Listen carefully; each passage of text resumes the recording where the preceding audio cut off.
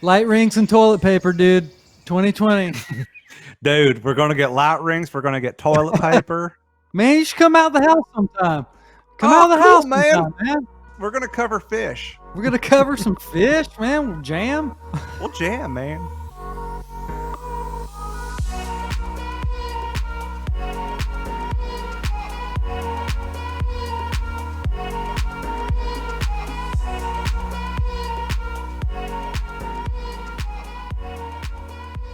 Hey, everyone. Welcome to Hang In and Hang Out, brought to you by Sierra Nevada and Eno. I'm your host, Sadler Vaden. My guest today is a musician, artist, composer. His name's Eric Slick. He's been the drummer of Dr. Dog since 2010. He has a brand new record out called Wiseacre. Eric, how's it going, man? It is going great. How's it going, Sadler? It is going so good, man. I really appreciate you being on this here, and I want to tell folks that we feel like we've known each other for a really long time, but we actually met this year, back in February, when we were both playing a festival. You were with Dr. Dog, I was with Jason Isbell in the 400 unit.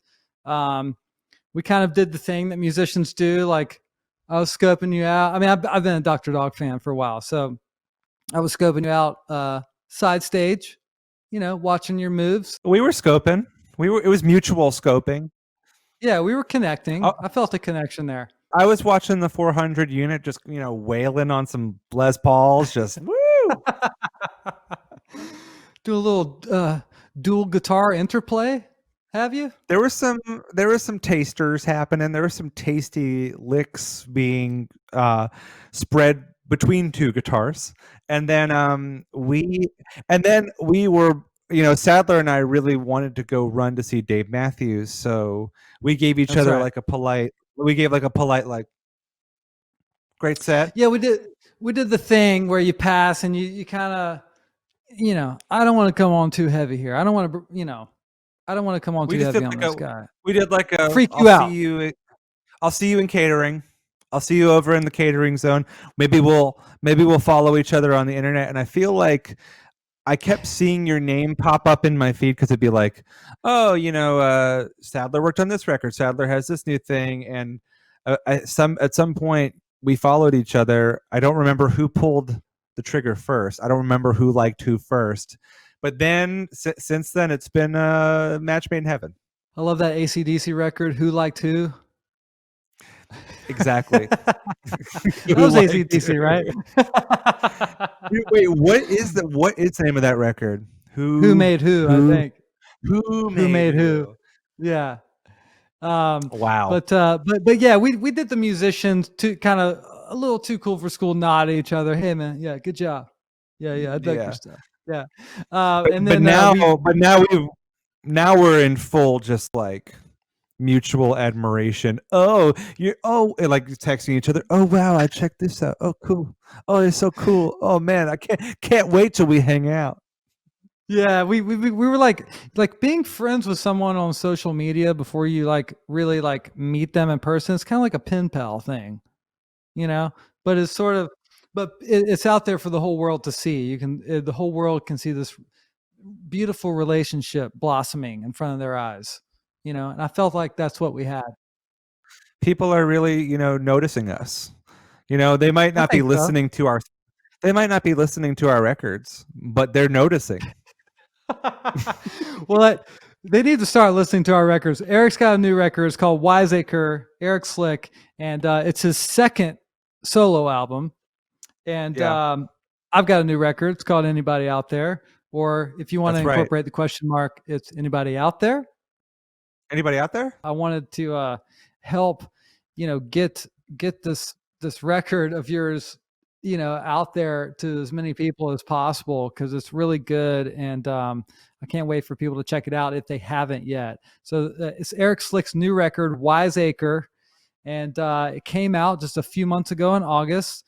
And I just want to mention that this whole show that we're doing, we're trying to help out the Sweet Relief Musicians Fund to help, musicians and crew members and all those folks in need right now, since the coronavirus pandemic has literally brought live shows and concerts and all that stuff to a halt. So you guys check out Mhm. Sweet Relief. And I think Eric's going to play a song for us. Yeah. What song are you going to do? I'm going to do Children. Hey, this one's called Children.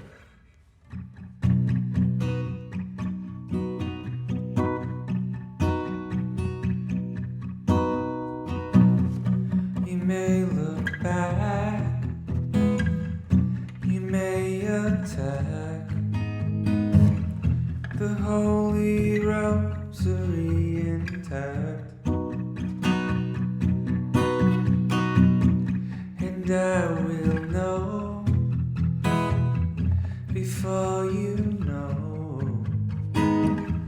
Look on the afterlife, I'm sure.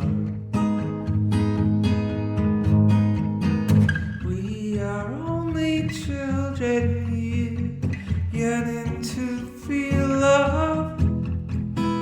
We are only children here, yearning to feel love. The past will hold you till it's gone.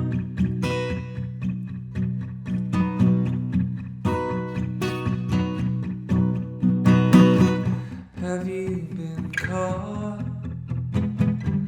The afterthought. I tried to call and you picked up. You're on the prowl. I shut my mouth. He never loved you anyhow. We are only children here, yearning to feel loved. We are only children here, yearning to feel loved. The past will hold you till it's gone. We are only children here, yearning to feel loved. We are only children here, yearning to feel loved. The past will hold you till it's gone.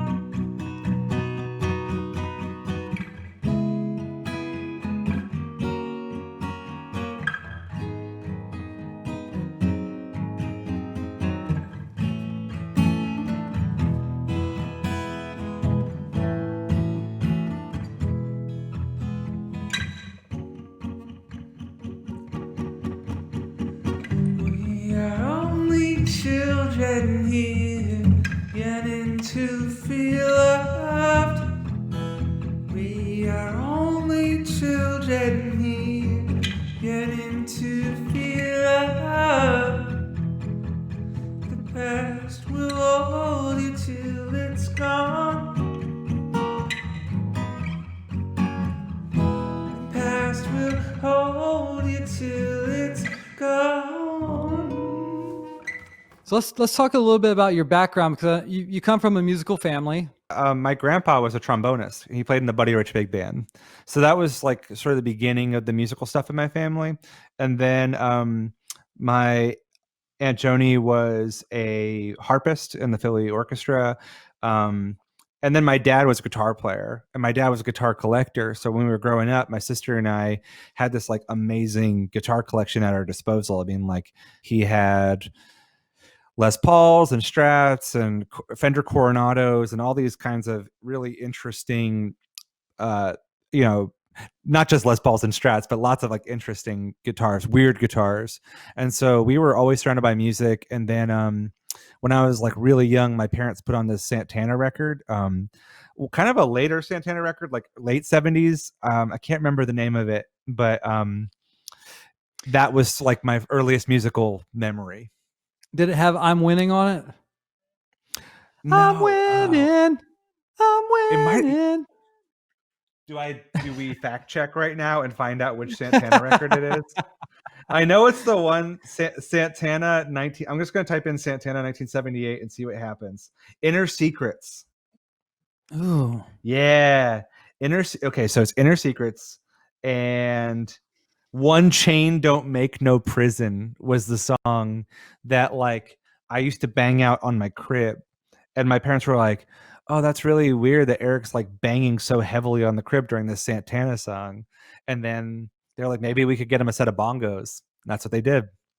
Yeah, I started on bongos too. Seriously. You did? Well, yeah, we have. Yeah, that was Whoa. like. I feel like that's kind of a, easy thing to get a little boy. Like, just give him some bongos. But when did you start? When did you sit down at because I'm so impressed with your music from a composition standpoint and all that, but also like you're a really, really great drummer. So when did you sit down at a drum kit for the first time?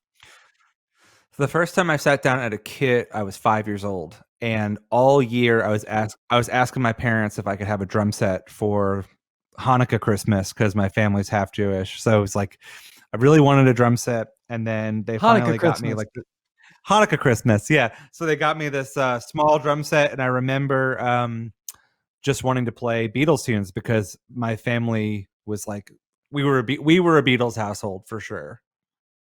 Yeah, the drums was like the first instrument I sat down at or played. Oh, no like, way. The first like real instrument. Yeah, and it was my dad's friend Woody's kit, who he had it in a shed out back, and he was southpaw, so it was left. Yeah. And so I learned drums left-handed first, and I'm right-handed, but Yeah. so I loved playing the drums, and and I do find that like guitar players and drummers, like,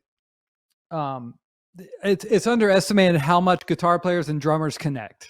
It's always like you think of the rhythm section, like bass, drums, but you listen to Zeppelin or something like that, like Page is playing off of Bonham, Bonham's playing off Page. Like there's a lot more conversation there between drums and guitar than people give it credit for. You bring up an excellent point. I was just watching that Jim Keltner interview. Have you seen this Drum Doctor thing? Like, I No, guess I there's haven't. this guy out in LA named the Drum Doctor, and he was like providing all of these really classic drums for Jim Keltner and Joey Waronker. But he's been doing interview series with them, and Jim Keltner was like, "I'm only as good as my rhythm guitar player." I thought that was really amazing. He was like John Lennon. He's like, I worked with John Lennon, and so much of what I'm doing on the kit is reliant upon how strong he was as a rhythm player. And I was like, that's awesome. I don't always think of it like that, but that's 100% true. Yeah, there's a lot of truth to that. And you look at Keith Richards and Charlie Watts and their relationship, and Keith, loves to be back there with Charlie, and Mike Campbell, stands back there near the drum kit, and from Tom Petty and the Heartbreakers, and so yeah, there's a lot more conversation there too. I know I have a lot of friends that are drummers, and it's just kind of I don't know, I and probably because I sat down at the drums for the first time, then picked up guitar, and you look at rest in peace Eddie Van Halen, but he was the drummer first, and they switched. Absolutely. And his playing is so rhythmic. And like, I think there's also a thing where like drummers are often frustrated guitarists and guitarists are frustrated drummers. So there's like this. Absolutely. You just nailed that. Absolutely. Yeah. And everybody's always like, yeah, people are like bass players are frustrated guitar players. I don't agree with that. I don't agree with that at all. No. Bass players are just insane people. Yeah, they're just like private. They're just like privately insane. This next one is called When It Comes Down to It.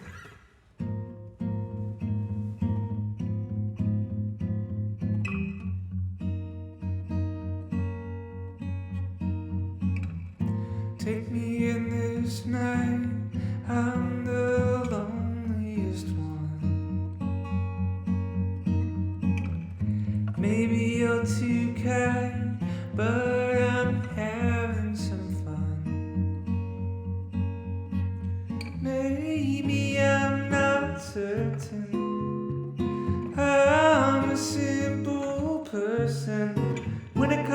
down to it, when it comes down to it, when it comes down to it, when it comes down to it, catch me when I fall, I recall in the woods. Told you not to crawl, now you're miles ahead. Maybe I'm not perfect, I'm a simple person. When it comes down to it, when it comes down to it, when it comes down to it, when it comes down to it. Na, da, da, da, da, da. There's a guitar solo here.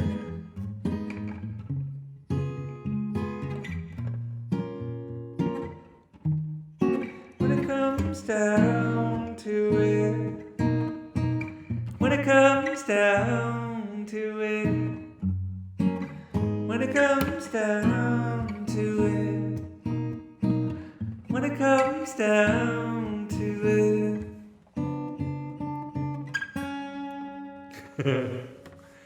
It's my little bossa nova song. So let's talk about, a little bit more about the new record, Wiseacre. How long were you collecting songs for this? And this is your first solo album, correct? No, this is my second solo record. This is your second, My okay. my first solo record I put out in 2017, and I made all the mistakes that you make when you're working on your first solo record. Like, I doused everything in reverb and made a song and that went from 7 to 6, and like I was just trying all these ideas and then not really reining them in. And so at the beginning of 2018, I started working on Wiseacre, and the whole idea was that I would try to amass a ton of songs so that I would get better at writing. I had heard that like people who are prolific do this, where like they'll set time aside every day and work on songs no matter how bad the song is. And I feel like I wasn't doing that before. Like, I would just sit down and be like, well, I wrote a song and now that's it. I'm not going to work on it anymore. I'm not going to like rewrite it. Yeah, there's so much about just like the editing process that, I think when you start out writing and maybe say you don't have, a lot of experience writing, or say you don't have a producer or someone step in and kind of go, hey, you need to find the other end of the pencil there, and erase things, or go back through a line and say, hey, you know what? That's all. It's almost there. What I'm trying to say is almost clear enough, even if it's supposed to be, a little vague or whatever it is. But that's an important part of the writing process, is editing. Just editing the crap out of that song. Absolutely. And I didn't know that, like I thought people just captured lightning in a bottle all the time. I remember reading that well, I just remember like Neil Young saying that one day he was really sick and he wrote Down by the River and Cinnamon Girl and what's the other one? Cowgirl in the Sand. He wrote them all in one afternoon. And I would remember just being like, oh, that's how you write songs. You just like write them all in a day. But that's not how it works at all. He was probably writing a ton of songs up until that moment that were okay songs, but it was just like, that was a special day. That was a really special day. Yeah. So you felt like this album, you did a lot more of that, going back through and sort of trimming them and getting them tighter, because it certainly sounds that way. It's because it's a really great album. Oh, thanks, man. Well, I had an aha moment. I was listening to Turn to Stone by ELO, and it dawned on me that like every like strand of my musical DNA was in ELO. I was like, the first records that I heard in my house were George Harrison's Cloud 9, the Traveling Wilburys Volume 1, like New World Record. Like these were all pivotal albums in my household, and I realized I was like, oh man, I gotta like chase whatever that is. And I was thinking a lot about Jeff Lynne and how he can kind of tend to be perfectionist, but like he really does go back and like work things until they're right. And even sometimes like George Lucasing it and going back and re-recording full songs. But Right. I have eons of respect for him. But it was definitely just like, man, I'm not going to get better at songs unless I really labor over them. Yeah, that's the only way to get better at them. And man, that we have so much in common. You know, we're both sidemen, side Yep. musicians, backing Yep. people up, in bands.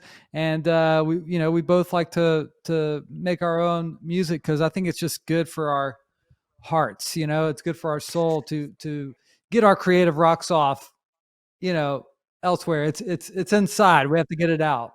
Yeah, and I think that when you are a side musician, like so much of the time you're mediating between people, and that is also not good for the soul. Like you have to be able to express yourself, and oftentimes like because we're more in that mediator position or we're in that observer position, like we have a lot to say.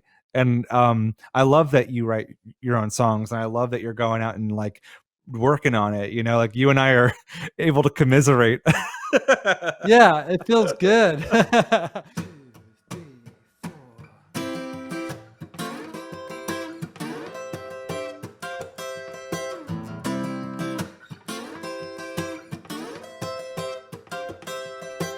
I've been the one since I was born. I never had to open a door. A silver spoon resting on my tongue. Yes, since I was born, I've been the one. Yeah, what do I do to get you to think I don't have everything? I break your heart with just a smile. The golden child. The golden child. Well, I don't want for nothing much, 'cause I can't see the forest from the brush. An scapegoat is my only crutch, 'cause I ain't ever had someone love me enough. Yeah, what do I do to get you to think I don't have everything? I break your heart with just a smile. The golden child. The golden child. Yeah.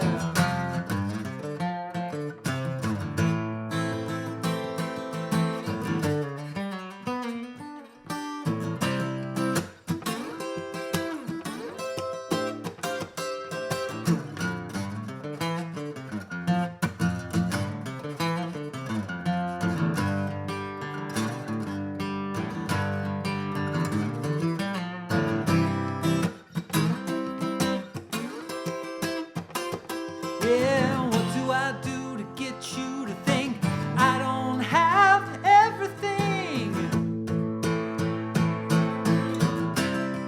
The golden child. The golden child. Yeah. The golden child. The golden child. So Eric, since this whole thing has brought us both of us to a halt, like we're not on the road, we've got new records and we can't tour. What's anything fun you've been doing, like while you've been home? I know I've enjoyed just sort of being home for once after 15 years or so of not being home and watching the seasons change in front of my eyes. Been doing anything fun? Yeah, I mean, I've been teaching drum lessons, which has been super fun. I haven't taught in a really long time. So it's been cool because I have kids that are ranging from like, early teens to 40 years old. So it's been a real challenge, like learning how to teach again. And that's awesome. But other than that, I've been recording stuff remotely for people, just trying to like stay active musically as much as humanly possible because sometimes I'll start thinking about the alternatives and I'll be like, oh no, like but the wheels start spinning. Yeah, David Lee Roth. What was it after Van Halen? He was I an mean, EMT. maybe you and I should Worked for work the for the ambulance. EMT, David Lee Roth style, like pee in our pants, like the Hot for Teacher video. Could you imagine, get like picked up by an ambulance, coming to in the ambulance is David Lee Roth. It's Diamond Dave himself. Do you want to hear a good David Lee Roth story? Absolutely, people want to hear it. The people need to hear this. So my friend owned a crystal store in Philadelphia, and Van Halen was on tour a couple of years ago doing the reunion. Crystal burgers or just a crystal store? Just like crystals and like Crystal store. gargoyles. Yeah, Okay. like wellness. Yeah. And Yeah. Wellness crystals. so this guy comes into the store and the owner of the store is like, oh, this guy's like definitely going to the Van Halen show later because he's wearing like a Hawaiian shirt and looks crazy, and he's got a woman in each arm, and he's buying all these gargoyles and bringing them to the front. And the owner says, oh, so you must be in town for the show tonight, you're gonna go check him out. And he was like, he had sunglasses on, he pulled them down and he goes, I am the show. Oh, Yeah. oh. I am the Wow. show. I think about that I mean, I guess all the time. I think about it all the time. I would probably do things like that too if I was David Lee Roth. I think like we need to stop being like humble, and when we do return to the road, we need to start acting like that. Yeah. Just buying gargoyles, putting them on the bus. Yeah. Who cares? Wearing sunglasses inside, scarves Just everywhere. Yep. Just be frivolous. Sequin scarves. Yeah. Yeah. We play music. It's fine. Don't worry about him. He plays music. It's fine. Yeah. Yeah. He just plays music. He's a crazy person. It's fine.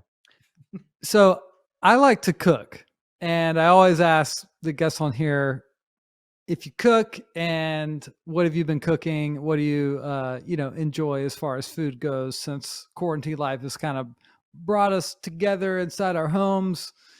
Have you learned to cook anything, or do you like to cook regularly? I cook. I'm a big cook. Natalie, my wife, calls me the chef. She's like, my chef, come here. But it's not so much that I've learned to make anything. I just have like my staples. I do love making Szechuan food. So a lot of the times I make a lot of spicy Szechuan food and a lot of like spicy Mexican food. So the more the spice, like the happier I am. Man, that sounds good. That's like that type of food is definitely hard to find in Nashville where we live. It really is, and that's why I cook it a lot, because I miss it. I'm a city kid, and I'm used to like just being able to go to like Chinatown in Philadelphia, and walk San into any spot. Francisco. Yeah, exactly. But yeah, I mean, and I cook breakfast every morning. I love like switching it up. So sometimes I make like shakshuka, which is like a Middle Eastern egg dish with like tomato and paprika. Oh, that sounds good. I don't even know what that is. It's good. You got to make some Oh, that sounds good. shakshuka. I don't even know what that is. Yeah, baby. What are you cooking? We got a book that has with Indian food recipes in it. So we've been doing some of that this year, and we've also been doing some Thai food as well. And it's just fun to like step out of the normal recipes and do some different stuff. But yeah, this whole time has been spent. Definitely, my wife has a wider palate than I do, so I've been expanding my palate during this whole time. So that's great. I'm coming over to your place to eat. You should come over. Have you been to Bangkokville? I've never been to Bangkokville, but I've been to Bangkok Market over here. Okay, not Bangkok Market is Bangkokville. great, but Bangkokville it's right off Nolensville. It's delicious. Delicious Thai food. Delicious Thai food, best Penang curry I've ever had in my life. And that's You saying heard it something. here, guys. You heard Bangkokville.com. it first. I'm not promoting my record. I'm just going to promote Bangkokville. That's awesome. I'm gonna do one more for you, and it's called Over It. Because let's face it, 2020, I'm over it. In the bloodlust of the evening, can't help but believe in that flame in the furnace that's burning in earnest. If love was all I needed now, if I could get it back somehow, how can you not get over it? I'd write it off, but I regret it. How can you not get over it? How can you not get over it? Did you see me at the tavern in the eve of the Saturn, crying on my shoulder in the heat of the pallid summer? If love was all I needed now, if I could get you back somehow, how can you not get over it? I try it all, but I regret it. How can you not get over it? How can you not get over it?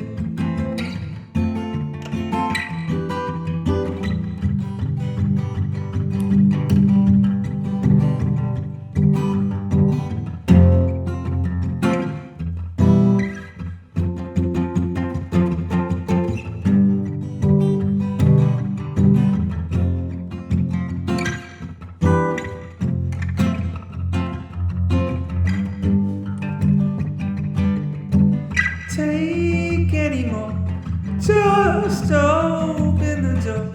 In my darkest hour, love me again. Don't leave me again to go fend for myself. How can you not get over it? I try it all, but I regret it. How can you not get over it? How can you not get over it?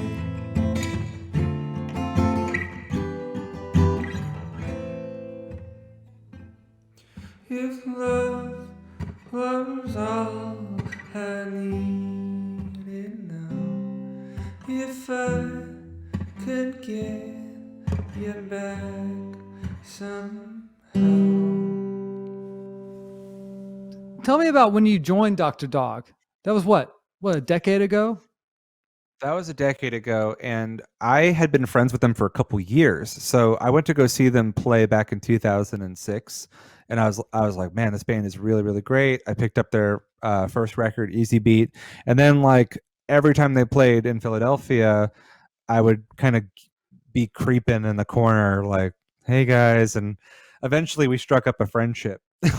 um, and it was so like familial right off the bat. Like they took me out for my 21st birthday. They were like, they promised me a year before my 21st birthday, like we will remember your birthday and we'll take you out.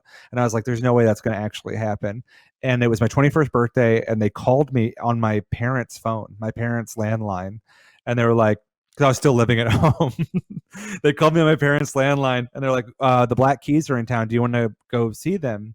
And I had never heard the Black Keys before, and I ended up going to go see them, and I ended up hanging out with them until like 5 o'clock in the morning. And then like it was just like stuff like that, like really fun, just familial kind of hangs. And then their drummer quit in 2009, and I was about to quit drumming. Actually, I Wow, was like, really? I'm done. I was like, I'm done. This isn't for me. I don't think I should do it. So I were think you like, playing with someone at that point? Were yeah, you I was playing with playing with someone at that Adrian. point? I was playing with Adrian Ballou of King Crimson, and I was in a band with him and my sister, and we had taken it really far, and it was amazing. But I was also just kind of getting burnt on touring, and I was just kind of unsure if it was something I actually wanted to do with my life. And then I ran into Zach, the keyboardist of Dr. Dog, and I told him, I was like, yeah, I think I'm done drumming. Like, I'm not really up to anything. And he was like, oh, interesting. And then a week later, he was like, do you want to join Dr. Dog? And I was like, yes, yes, I do. I suddenly just changed my mind, and I would love to join the band. Oh, that's And cool. so I had sold all my drums, so I had to like use the old drummer's kit for the first tour that I did with them. Um, Did he rent them to you? yeah. Well, the band bought that kit, so technically it was the So band's kit. yeah, But yeah, good I toured move. on that kit, and it was funny because after like the third show with them, they were like, "I don't think this is going to work out." They were like, "Your style is very different than what we do." Because I was like a prog kid. I was like a prog rock drummer. And so Dr. Dog is not prog rock by any stretch of the imagination. But what is amazing about them is their knack for writing parts, and they put a lot of energy into writing drum parts. And so if I would change anything, they would kind of look back at me and be like, "Well, why'd you change? Well, that's the part. You got to play the part." And for me, like, I came from an improvisational background. I didn't really see the value in like doing the same thing every night. But then I really learned the value of that and how important it is to commit to an idea, because that's what gives it its purpose, you know? Playing for different people every night too. It's Yeah. important that you're playing for different folks every night who have lived with that music. And some folks get tied up with a drum part. They want to show up and see it, or a guitar lick or whatever. It's there in their minds. They expect it to be there. There's people who look at me when I'm playing, and they'll like I'll watch them do the fills. And if Yeah. I don't do them, they're like kind of scratching their head. So it's really important to commit to those ideas. Because they're just like, why isn't it there? No, that's not the right fill. Yeah, that's different. And I Yeah. think like over time, and I'm sure you feel this way too, like you can improvise within reason, but like most of the time it's important to commit to the part. Yeah, I'm sort of the mindset of like honoring the signature part, but a little inflection here. Like I know playing in Jason's group, like he doesn't expect you to just do the exact same thing every single night. I mean, he honestly encourages you to, step out a little bit, kind of Yep. go off, the program. But I still look at it as, the part that should be there. that people know and they love, and it's gotten into their brain, and they've lived with it for so long. So, but I like when someone kind of does that, but also puts their own taste to it. So, yeah, that's funny though. They were like, no, that's you're not doing the right drum fill there. That's really Yeah, and funny. I think they were also worried that I was like a little heavy-handed as a player, because at the time I was just so excited to play that I was like beating the crap out of the drums.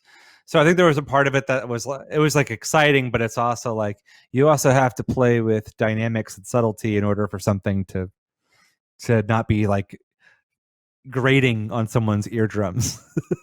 So, You know what's wild is that in terms of like Southern rock and roll, Southern jam, the Almond Brothers, who were completely improvisational, yeah, and they were exactly. very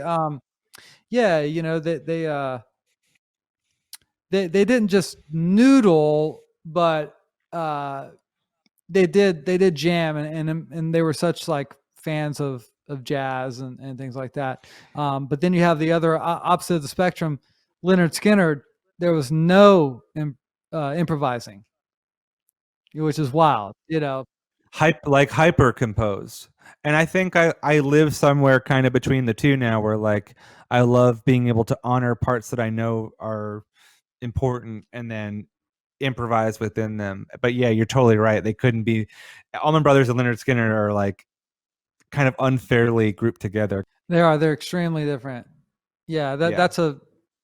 that's a good way to put it. And I've always Yeah. been kind of like weirded out that they're grouped together so closely, Yeah. because they really are different. And Leonard Skinner did sort of like create almost like pop songs, too. Yeah. I Yeah. mean, there were songs sort of meant for the radio, You right? And know, yeah, they were. And a song that I think about a lot is Ooh, That Smell. Because like yeah. I had for the longest time I was like, what is that song about? Like did someone like Yeah. like did somebody fart on the tour bus? And then I learned recently that song is about like the smell of death. Like, ooh, that smell. This I was like, what? And then it was released 4 days before the plane crash. I didn't all this is new information to me. But Yeah, yeah. we did a Skinner tribute, I think 2 years ago in Nashville. Me and a couple of guys, a guy named Charlie Worsham, a guy named John Mhm. Osborne, who's in Brothers Mhm. Osborne. And man, Yep. I tell you what, and I've always had a lot of respect for that band, and learning guitar when you're into rock and roll music, I mean, you're going to learn Skinner, especially where I come from. They were never my favorite band by any means, but I grew up learning some of those parts. But getting my head together for this tribute show, it was like, man, it was a lot of work, and I enjoyed it. But wow, the just the musicality, the parts. This guy should really just playing their asses off. It's really incredible. Their first record had Tuesday's Gone and Freebird on it, and it's just amazing. So respect to Leonard Skinner. Absolutely. They're amazing. Yeah, I mean, I personally am more of an Allman Brothers guy because I recognize all of the odd time signatures and like the Yeah, modal playing and like there's so much interesting like wow they were influenced by these records, like I'm always surprised with Allman Brothers how deep the musical knowledge is, and also just like I remember reading that like the two drummers, J-Mo and Trucks, would Butch. like Butch Trucks would put their hands over each other's hearts and like sync up their heartbeats. Like, I mean, I'm pretty new agey, so I'm pretty new agey, so I'm really into that stuff. You guys check out Eric Slick's new record. It's called Wiseacre. It's a really, really great listen, and it's different. The production is great. Like all the playing is great.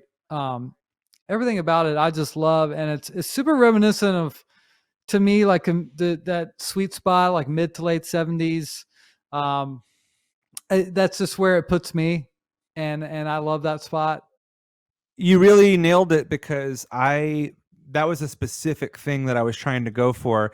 Like this era of like 1976 to 1981 of like where synthesizers and like synthesizers weren't that good yet. You know, like they were all analog, so like things were kind of janky and the drumming was like very dry. There's like still strings on stuff. It's almost like disco-y, but then there's also like this weird paranoid new wave angle. So like there's like these Robert Palmer is the kind of the perfect example, or like Todd Rundgren. Like those are things that I was really into when I was making the record, for sure. Yeah, synthesizers weren't very good yet, but everyone was excited to use them. Exactly. People were like, "Well, we got to get it on the record because we got to keep up."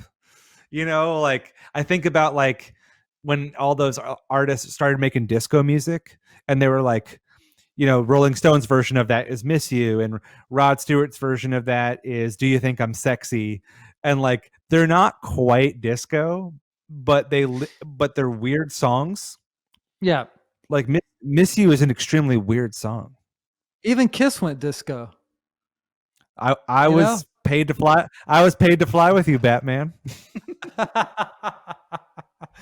But no, I love where you took this record, and I think we really do have a lot in common. I mean, I was taking my record to a different part of the 70s, and almost probably in a weird way a different part of the 90s too. I feel like my record has a little bit of 90s thing going on, in the good part of the 90s. No, you do. Yeah, it's like that mid 90s era where records, we were kind of coming out of grunge, and it was before what they would call post grunge, I guess, and then it was like records like Wildflowers were coming out, and then the Wallflowers bringing down the horse and things like that, where records, man, those records sound really good.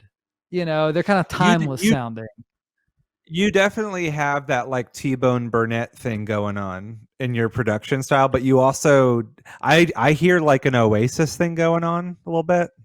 It's a little twinge of like the Brit pop. Absolutely. That's just that's where I hear it, but I also definitely hear the T-Bone. I hear like the second Sheryl Crow record, like Wildflowers definitely.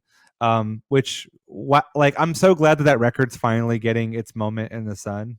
Yes, it's really cool that that they're putting out that deluxe Wildflowers by Tom Petty, and from what I hear, that was like his original, plan was for it to be a double album, but I think I heard somewhere that it was going to be too expensive for fans, so that's why it was just a single album, which he was always doing the right thing by his audience, not have a double album would have been really pricey for